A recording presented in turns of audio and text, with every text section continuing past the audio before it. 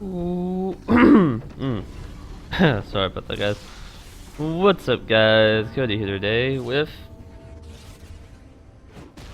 some Kalista gameplay. So I've been pretty much wrecking solo queue with Kalista. It's pretty pretty nasty to say the least what's been happening. I think I've won every game so far with Kalista, aside from like one game I had a Braum support that took Thunderlord's Decree instead of Bond of Stone. Why you take you should always be taking Thunderlord's Decree, or I mean Bond of Stone on your tanky supports. But Thunderlord's Decree, and then he took Ancient Coin instead of Relic Shield, which is just stupid. You're supposed to take Relic Shield on your tank support. But yeah, this game was fun. Thresh, okay, so Kalista's W is pretty much, it allows the support to execute the minion for you pretty much.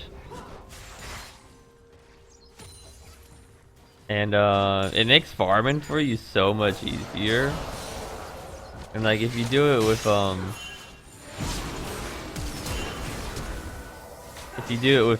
Thresh, and it makes things so much better.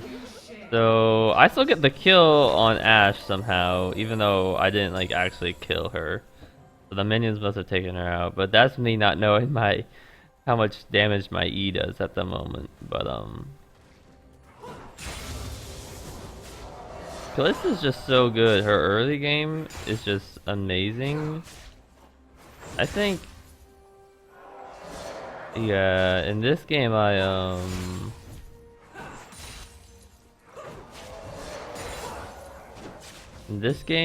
took Warlord's Bloodlust for my mastery, but Forever Battle is the one I would suggest, because like Warlord's Bloodlust is nice and all, but as Kalista, with the build that I go on her, it's like Warlord's Bloodlust just isn't like as good as what Forever Battle would be, because since I'm going for like you'll see the build I'm going for, but like Forever Battle gives me a lot more help in the early game than what Warlord's Bloodlust does, even though, because I build crit on Kalista. But the build I'm doing as of right now for most of my games is Runaan's, then Berserker Greaves, then Bloodthirster, Infinity Edge, and then Lord Dominic's, and then if I'm still at that point, I probably get the Mercurial Scimitar if they have high CC.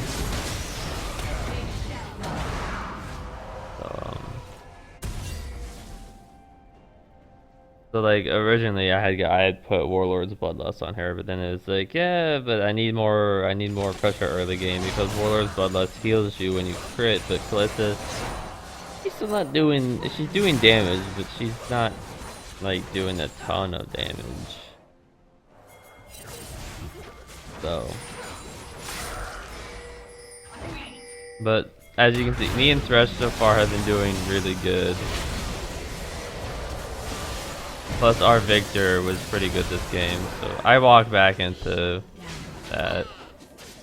Whatever. My team, I think, No, okay, well they burn her flash. The Gnar wants this. And they end up getting it, so good for them. I think they get the tower too, which is good. Blue team's turret has been destroyed. And so we all see the chance to take dragon. I come over there. I secure the dragon with my smite, my in-game summoner smite or ability smite. Yeah, I would just. It's just pretty nasty right now. Like, Russian Kalista is pretty good. Just in general. Because they've just got such good synergy. And, I think it's easier on Thresh too, because you're, on Thresh you're kind of supposed to, you should be taking Ancient Coin as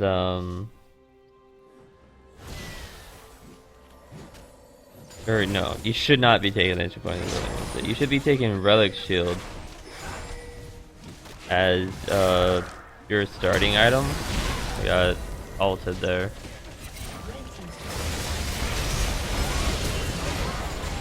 Yeah. You should be taking Relic Shield as your starting item because it just gives you a bit more tank stats instead of Ancient Coin. But like it's hard for Thresh to actually like do that right with the Relic Shield because since Thresh is a ranged champion, he doesn't get like the execution for being melee.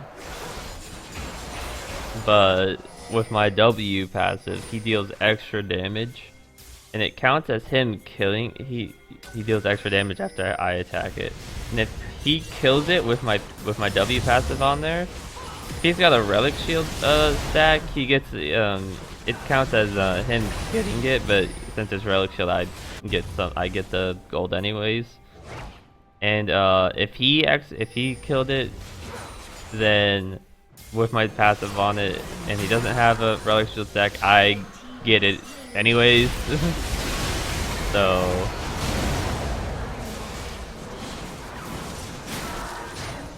it's pretty good. So this game I actually went for rapid fire cannon because this was still in the process of trying to figure out what the heck I was supposed to build on Kalista. So, and I was thinking about building Static Shiv, but Static Shiv had been nerfed earlier, so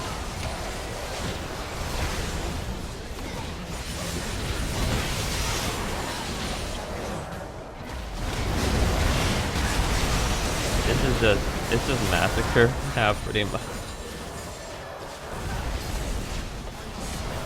Because just Thresh and Kalista together is just too overpowered.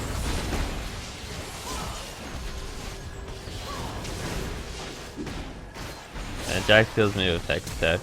Ooh, that was a nice flash, but he still dies, so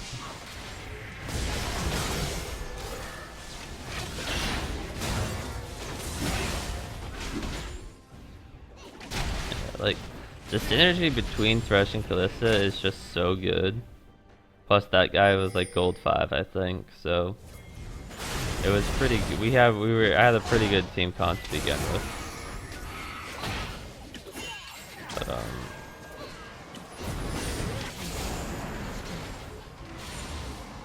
But they leave without me. The fight.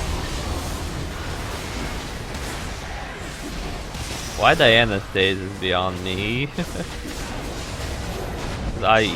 Yeah, I do that. Like they weren't really that smart when it came to decisions. But like Thresh queuing them and eating them is a lot of CC, and it gives Kalista a lot of time to get her spears in, which is like her finishing move pretty much. You know, you just get a bunch of spears in them and then pull them out and kill them. She's pretty nice.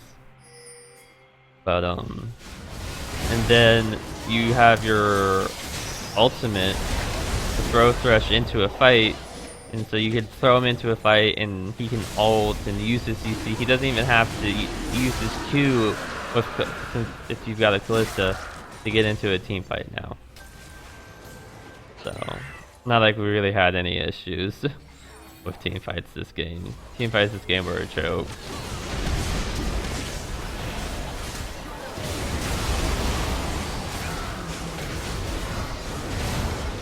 So I mean, like,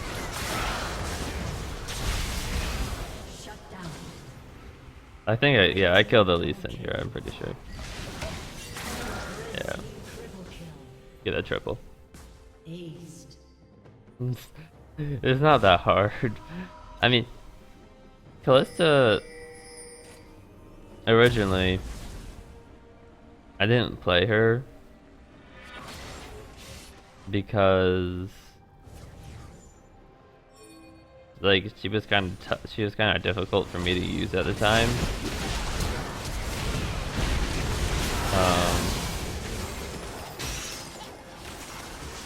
Because of the fact that she had like you have to like be able to jump around, and which that makes her good. That makes her Kalista. You have to be good with jumping around, and if you're not good with that, then you can struggle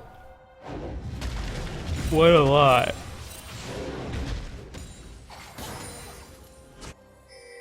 So, like, you gotta like know like when to start jumping into the enemy, starting to landing phase to get kills and whatnot.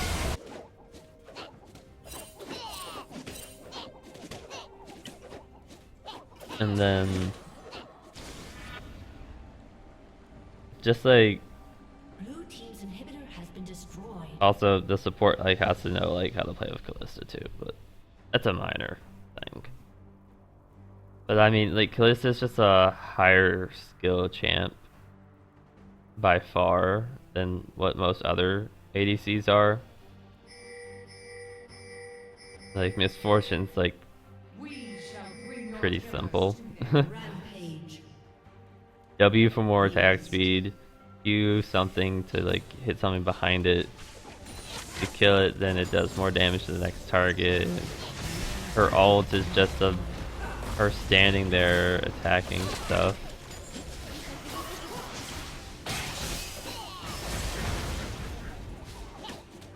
And then her E is a slow. I mean, Kalista, you have to be constantly jumping around.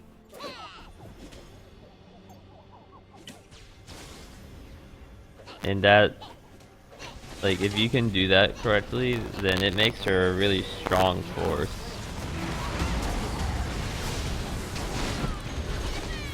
I think I kill him here, or Kha'Zix kills him. Yeah. See right there. Even a bad Kalista player would have just stood there and just taken it because they don't know how to jump properly. I jumped back out of it, but yeah, that's Kalista. And we won this game. I knew the victor was good because I had to play against them last because of the game before.